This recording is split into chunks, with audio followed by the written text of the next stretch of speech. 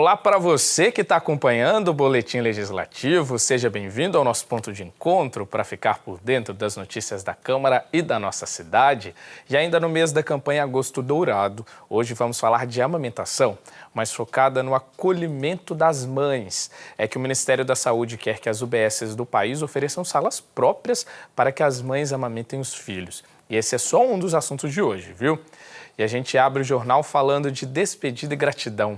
É que o Space Studies Program chegou ao fim e a cerimônia de encerramento foi aqui na Câmara. A solenidade marcou a conclusão dos 60 dias de trabalho e pesquisas aqui na cidade. Uma oportunidade única para São José, que nesse período se tornou um polo do setor aeroespacial com muita gente de renome internacional. Estudantes, professores e pesquisadores do mundo todo encheram o plenário da Câmara durante o encerramento do Space Studies Program 2023. O diretor da NASA e da ISU, a International Space University, iniciou a cerimônia agradecendo a recepção joseense. It's really important to thank our three very gracious hosts that have made really the event here in this location happen. Because it's been a lot of hard work over a number of years to really get to the point that we could have this program and have all the pieces come together in a way that makes for a successful program. I think, really, I hate to use this word, but it's been a magical experience for me. Bringing this program here, the years that it took to bring it here, the effort has paid off. And you can see it in the audience today, all the reaction. The participants love being here. They love Brazil. This municipality has been really wonderful supporting us, and I thank them immensely for their support. Na primeira fila estavam o presidente da Câmara, Roberto do Eleven, o prefeito Anderson Farias e algumas das maiores autoridades aeroespaciais do mundo. O diretor do INPE lembrou do desafio de trazer o evento para a cidade. Trazer esse evento para cá foi um grande desafio. Nós começamos, na verdade, lá atrás, em 2013, com a primeira tentativa. Aí nós percebemos, tomamos noção da grandiosidade do evento para a cidade, para o INPE e para o setor espacial. Nesse ano de 2023, na nossa gestão, nós então decidimos, a nossa gestão colaborativa, como é, vamos chamar o ITA, porque também tem uma grande tradição no setor espacial. O INPE como realizador, como instituição de ciência e tecnologia que entrega produtos para o setor espacial, e o ITA como grande formador dos profissionais do setor aeroespacial. Então essa combinação deu mais do que certo. Durante os 60 dias, São José recebeu 300 pessoas de mais de 30 países diferentes, entre cientistas, astronautas e diretores de agências espaciais. Para o presidente da Câmara, um feito inesquecível. Estive na abertura do evento, a SSP, a 35ª edição, a primeira no Brasil. Hoje no encerramento da Câmara Municipal, com a satisfação receber esse evento único, né, que aconteceu no Brasil. E foi muito bacana, deixa um legado para São José dos Campos, para as crianças ver o que é a tecnologia aeroespacial. Teve eventos em outros lugares. Eu fiquei muito contente de participar desse evento pela primeira vez no Brasil. E mesmo depois de 2 meses, quem ainda não conhecia as manifestações culturais brasileiras teve uma última oportunidade. A cerimônia de encerramento também abriu espaço para a arte.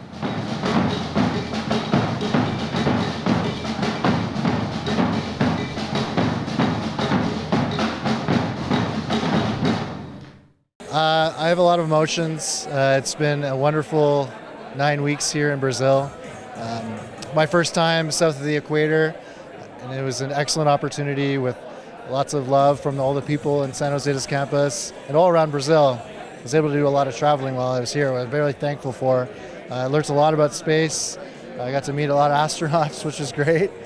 And but I'm looking forward to going home. Para os estudantes, o Space Studies Program foi uma experiência única, desde o aprendizado durante as aulas com os profissionais mais renomados do setor, até o intercâmbio cultural com os companheiros. É impossível não se conectar, estivemos 9 semanas juntos, dividindo todos os momentos, né? Inclusive desde de acordar até ir dormir com eles. E você entender a sensibilidade das pessoas, de acordo com a cultura delas, e tentar se aproximar e conectar com elas, foi uma missão para mim também. Emocionante, né? Fiz umas amizades que não dá nem para explicar, o curso foi demais. Eu aprendi tudo que eu podia do espaço, mas os relacionamentos com as pessoas aqui foram de outro planeta. A entrega simbólica da bandeira para os dirigentes de Houston, nos Estados Unidos, que vai sediar o evento no ano que vem, concluiu os trabalhos, deixando em São José somente o legado de todo o conhecimento compartilhado aqui. O efeito positivo é impactar as crianças de São José dos Campos. 4.000 crianças foram impactadas nos eventos aí, trazendo astronautas, falando de ciência, motivando as crianças para seguir na área de engenharia, na área de ciência, na área de espaço, né? Focando aí nas aplicações internacionais. A gente considera um sucesso o evento, porque fechamos aí com chave de ouro e agora com muita honra passando de volta o bastão para a NASA, que agora o próximo organizador vai ser a NASA lá em Houston, nos Estados Unidos, né? E a gente vai dar uma assessoria também para que toda a transição seja feita da melhor forma possível.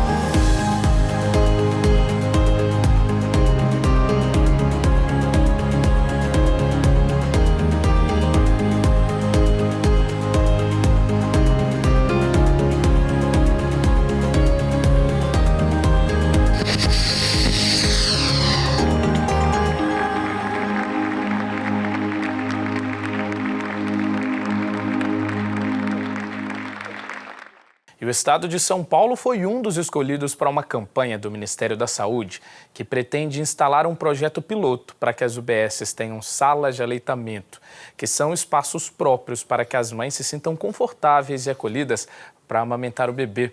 Segundo o governo, a proposta é usar a sala como um incentivo à amamentação e, quem sabe, fazer com que empresas e outras instituições também ofereçam locais assim, um apoio e tanto para muitas mães. A Thaís tem um privilégio que nem toda mãe tem. Ela consegue amamentar a filha no trabalho. Uma conquista e tanto, mas nem sempre foi assim. Com as outras 2 filhas, precisava separar um tempo para ordenhar o leite em casa e fazer as mamadeiras. Uma rotina estressante. A ordenha, se nós formos pensar, é algo que não é o natural, né? O natural é você estar ali com o seu filho, tendo essa troca, que é muito gratificante, né? A gente tem esse fluido todo corporal, hormônios, então é prazeroso você estar ali amamentando o seu filho. Quando você faz uma ordenha, e a ordenha para você estar longe do seu filho, tem esse impacto emocional. A Thaís é minoria. Quem é mãe sabe que os obstáculos são gigantes para aliar amamentação e trabalho. De volta à rotina, a maioria não consegue mais amamentar. Para as mães que são autônomas ou não têm vínculo empregatício, a realidade é mais dura.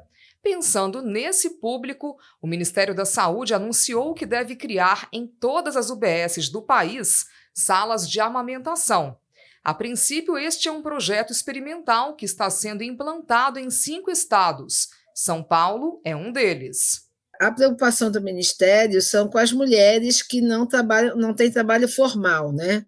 São aquelas que trabalham nas ruas como vendedora ambulante, trabalham em empresas em que tem pouco número de mulheres, né? Que não tem a possibilidade de ter uma sala de apoio à amamentação. Então, essas mulheres que preocupam mais o Ministério, então, nesse mês do Agosto Dourado, eles lançaram a campanha para criar nas UBSs, né, nas novas UBSs, um espaço para ter uma sala de apoio à amamentação. Com as salas, a expectativa é que as mães não abandonem a amamentação precocemente. A meta do Ministério da Saúde é que elas sigam com o aleitamento durante os 6 primeiros meses do bebê, como alimento exclusivo, e depois de maneira complementar até os 2 anos, pelo menos. O leite materno possui diversos anticorpos e é fundamental para o desenvolvimento do bebê. O aleitamento materno ele é importante tanto para a criança quanto para a mãe, né? Principalmente nos primeiros 6 meses de vida. Ele é o alimento mais adequado para o bebê em termos de digestibilidade, em termos de conteúdo, proteína, caloria, água e também passa para o bebê imunidade, passa anticorpo, né? Para a mãe ajuda na retração do útero, né, depois do parto, e além de tudo fortalece o vínculo da mãe com a criança, fazendo com que os laços familiares sejam criados. Outro objetivo do Ministério da Saúde é que as salas inspirem empresas e outros órgãos a manterem um espaço de amamentação.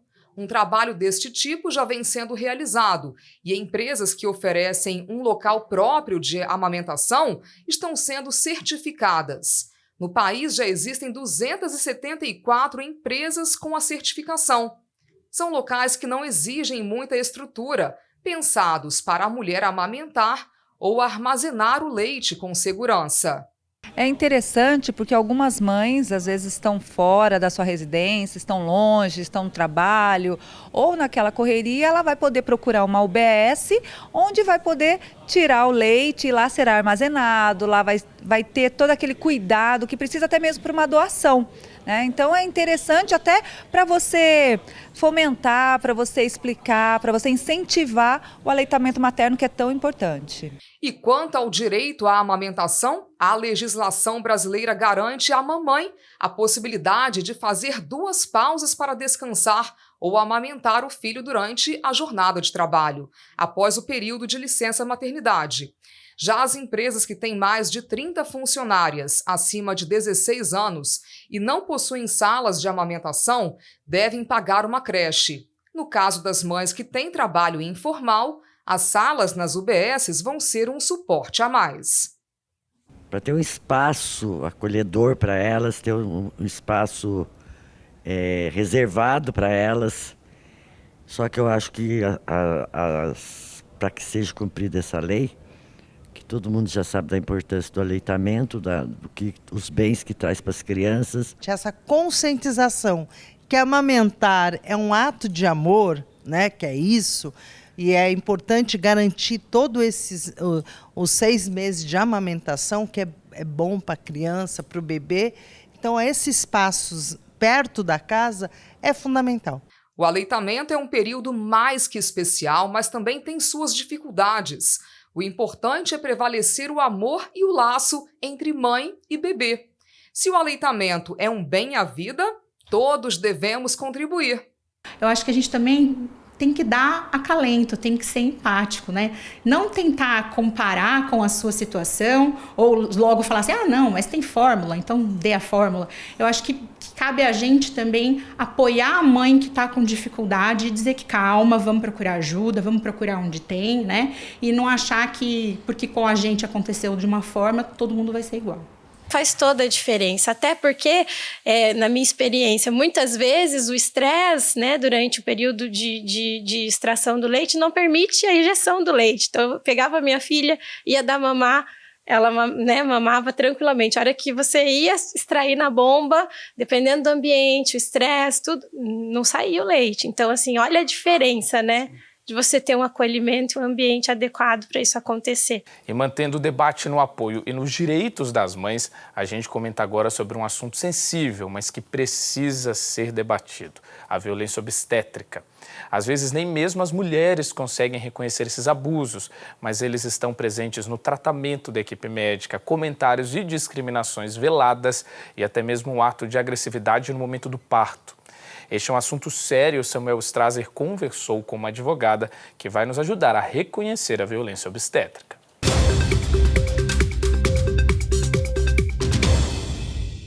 E no Boletim Entrevista de hoje a gente vai falar sobre violência obstétrica e por isso eu estou aqui com Juliana Frei Cunha, advogada e professora de Direito e membro da Comissão de Juristas Feministas de São José dos Campos. Seja muito bem-vinda.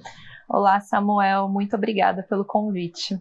E, Juliana, eu acho importante a gente começar a nossa conversa esclarecendo o que é a violência obstétrica, né? Que até tem alguns dados,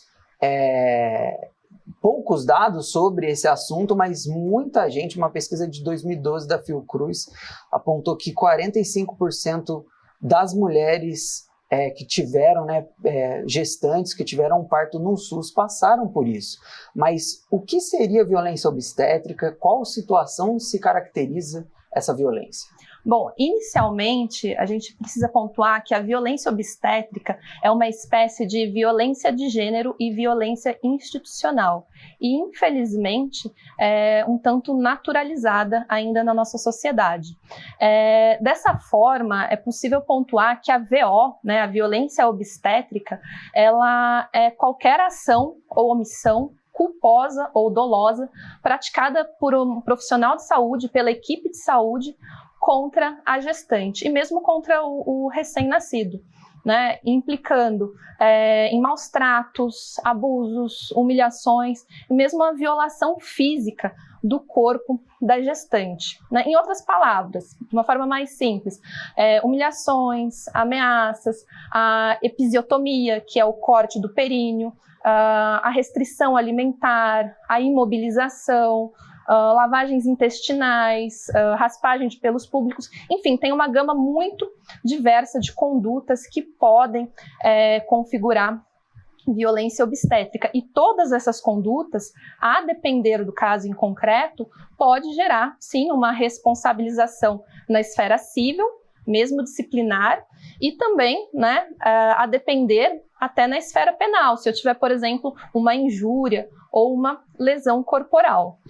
E o momento do parto é um momento bastante delicado, né, para a mulher, para a gestante. E muitas vezes ela não vai conseguir ficar prestando atenção em tudo, né? E qualquer procedimento não autorizado, por exemplo, também se caracteriza como uma violência obstétrica, né? Mas como essa mulher ela pode se preparar, né? Aí a gente também fala do acompanhante, seja do marido, da mãe, de um parente, de uma amiga, né? Como essas pessoas, nessa rede de apoio da gestante e também a própria gestante que vai entrar ali em trabalho de parto, como que ela pode se preparar, né, para não ser vítima ou para saber identificar um caso de violência obstétrica? Então, para a gente poder identificar o que é violência obstétrica, primeiro a gente precisa conhecer quais condutas são violência obstétrica. E aqui é muito importante a gente falar do direito à informação. O direito à informação é um princípio, inclusive, que está previsto na lei do SUS, a lei 8080 de 90.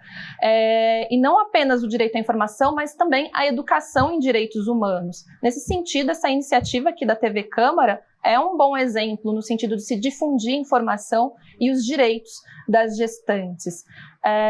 Ainda em termos de prevenção, Samuel, a gente pode falar do direito acompanhante, que já existe, já é garantido por lei há muito tempo, mas não basta estar na lei, é preciso de fato exercer esse direito, porque é o acompanhante que dá não apenas um suporte emocional para a gestante, como também acompanha, né, o pré-natal, o pré-parto, o parto e o pós-parto. E esse acompanhante pode ser qualquer pessoa da escolha da gestante. Então, caberá a ele também, por exemplo, verificar se o plano individual de parto da gestante está sendo cumprido.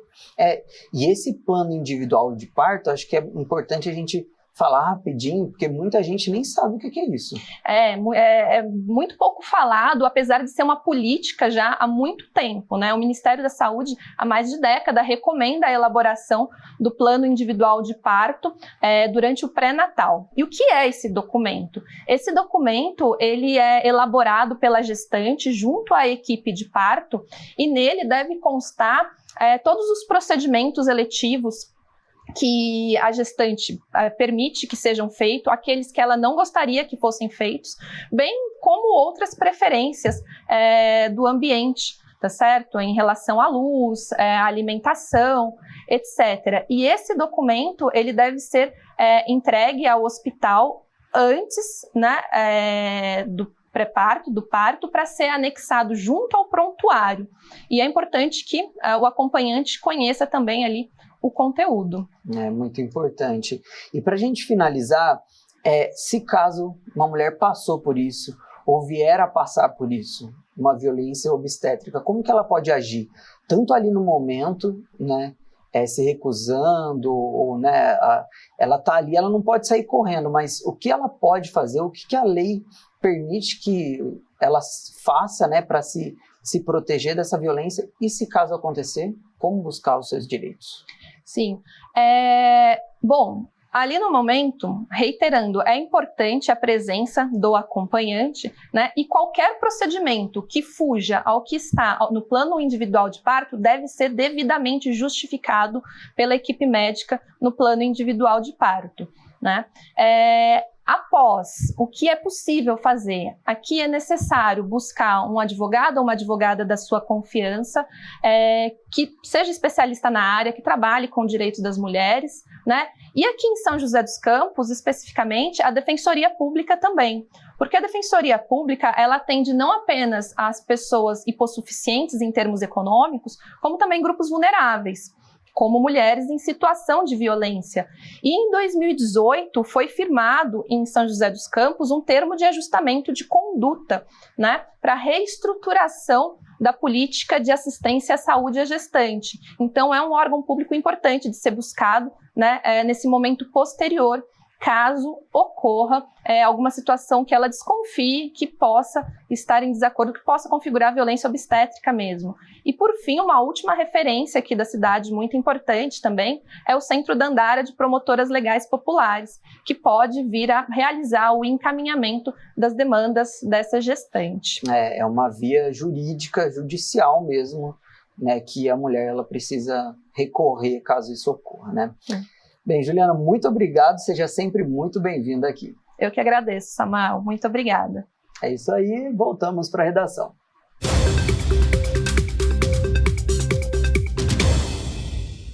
Mudando um pouco de assunto, agora a gente fala de mercado de trabalho aqui no Boletim. Vamos ver na nossa agenda de serviços quais são as oportunidades disponíveis no PAT de São José. É hora da nossa agenda de serviços.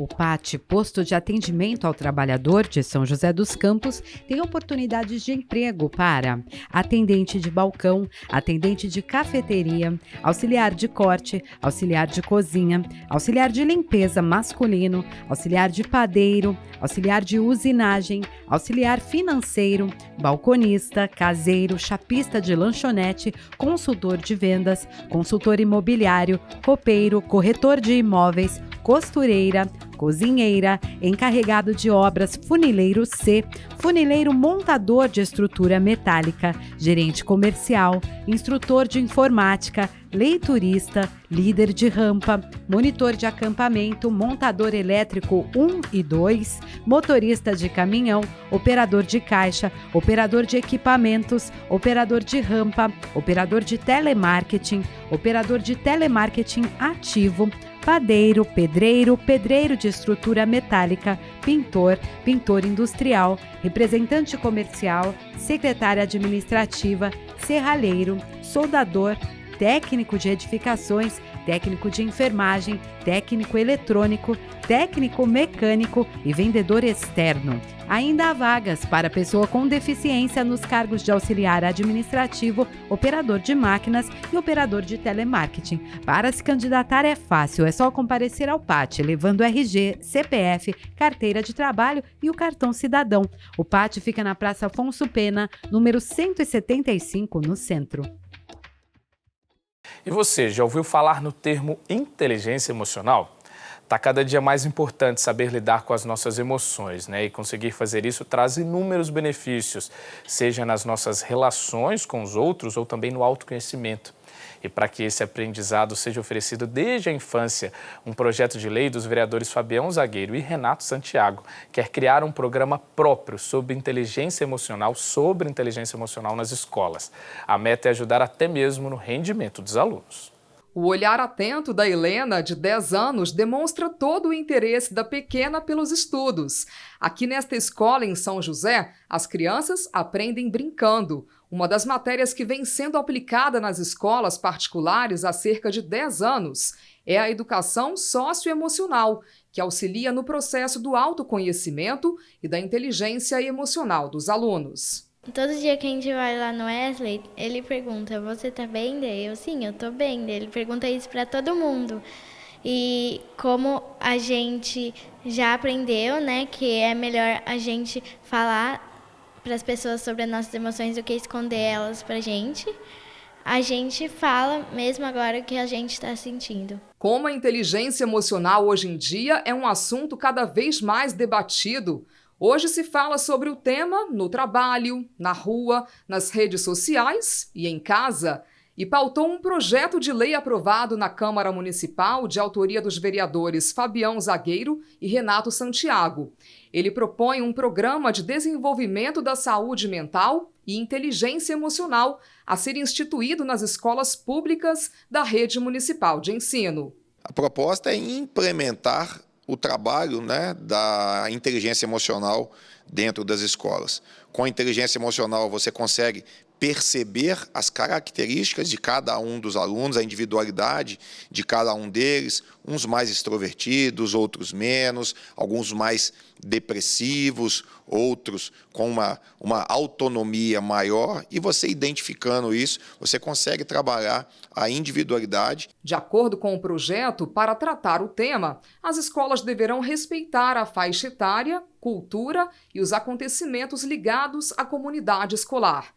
Com as ações, o projeto pretende ir além do autoconhecimento entre os alunos, mas também promover a melhoria da atenção, concentração e desempenho cognitivo, reduzir a ansiedade e fomentar a empatia e solidariedade nas escolas. Quando você desenvolve a inteligência emocional, você faz com que esse aluno saiba lidar melhor com as suas emoções.